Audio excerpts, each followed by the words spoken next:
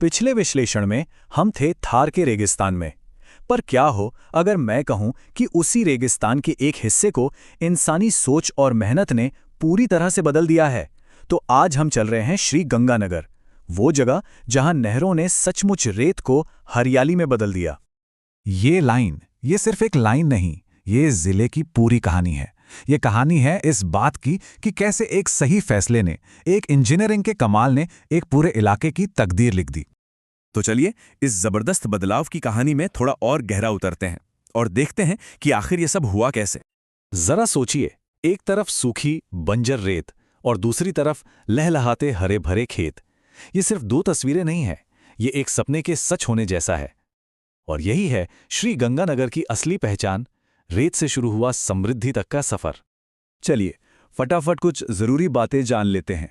ये जिला आता है बीकानेर संभाग में और इसकी स्थापना का कनेक्शन सीधा सीधा गंग नहर से है, जो महाराजा गंगा सिंह जी की एक बहुत दूर की सोच का नतीजा थी।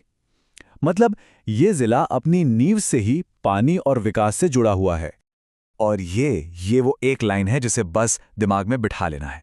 एग्जाम के लिए ये सबसे जरूरी फैक्ट है।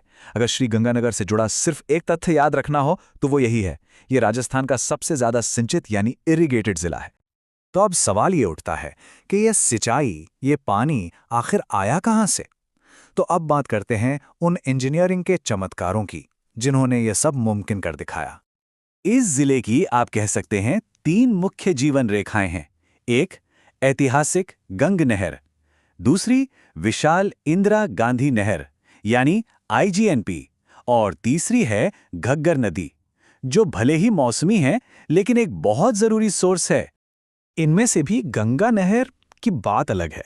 ये कोई आम नहर नहीं है, इसे राजस्थान की पहली मॉडर्न कैनाल माना जाता है।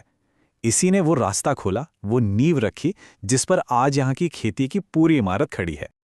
और जब पानी आया तो जमीन ने भी अपना कमाल दिखाया। चलिए देखते हैं कि कैसे इन नहरों की वजह से श्री गंगानगर को एक बहुत ही खास और गौरव वाला नाम मिला। यहाँ की उपजाऊ मिट्टी को जब पानी मिला तो नतीजा क्या हुआ? चारों तरफ फसलें ही फसलें। गेहूं और कपास तो यहाँ की पहचान बन गए हैं, लेकिन इनके साथ साथ सरसों और कुछ इलाकों में धान की खेती भी खूब होती है। और इन्हीं लहलहाती फसलों की वजह से श्री गंगानगर को ये शानदार उपनाम मिला, राजस्थान का अन्न भंडार। ये सिर्फ एक टाइटल नहीं है, ये इस जिले की इकोनॉमी और पहचान दोनों का सेंटर पॉइंट है।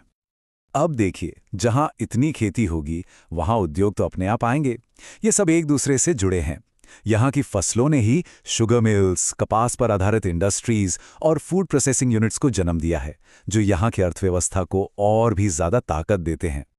लेकिन रुकिए, श्री गंगानगर की कहानी सिर्फ खेतों और नहरों तक ही खत्म नहीं होती।